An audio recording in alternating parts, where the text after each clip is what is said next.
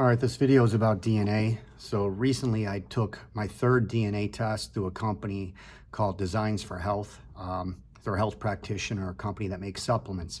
And they have 3 tests, and I've taken all 3, and they're called spotlight tests. So this DNA test, they have 8 categories, and one category is methylation. I scored really good in methylation, but one category I scored poorly in is detoxification.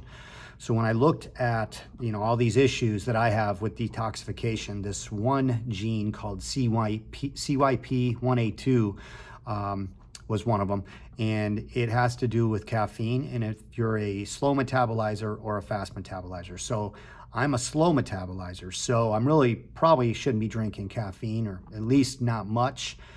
I personally think perhaps if it was just from coffee, maybe that wouldn't be that big of an issue, and I could be wrong, but I don't think drinking energy drinks that are really, high in caffeine and got perhaps a bunch of other stimulants in there is probably a good idea if you're a slow metabolizer, because when I read about that gene, CYP1A2, it has to, break down caffeine, and if your body's trying to break down a whole bunch of caffeine because you're drinking a ton of energy drinks, it won't always adequately break down or detoxify estrogen. And I noticed that I was having some estrogenic issues.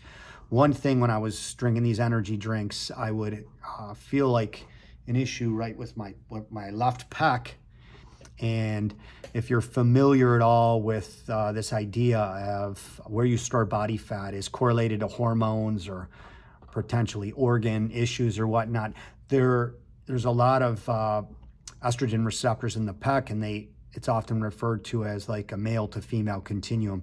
Another issue I was having was I was holding some water in my face and in my lower body, in my legs. And so I took a product, and this isn't an endorsement on this product. I'm just telling you what happened to me, because this might be relevant to you. Perhaps if you're noticing these issues, you should probably get your DNA checked.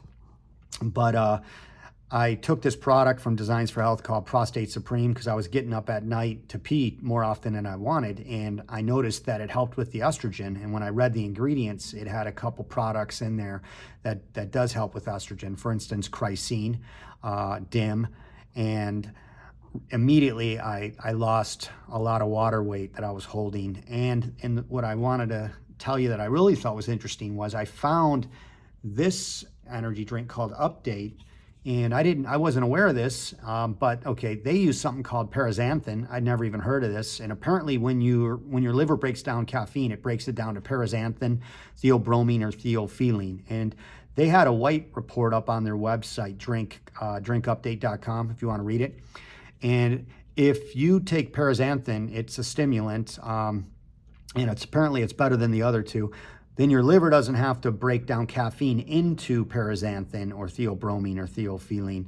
And so you're not kind of bogging down your liver trying to detoxify that. So then it can more adequately detoxify other things such as estrogen. So I thought that was super interesting. And like I said, this isn't really, I'm not making this video as an endorsement for, the supplement product Prostate Supreme or for the Update, but rather just in case you hadn't heard this before, maybe you haven't done a DNA test, I highly recommend doing that because it can tell you a lot about what potentially could happen to you.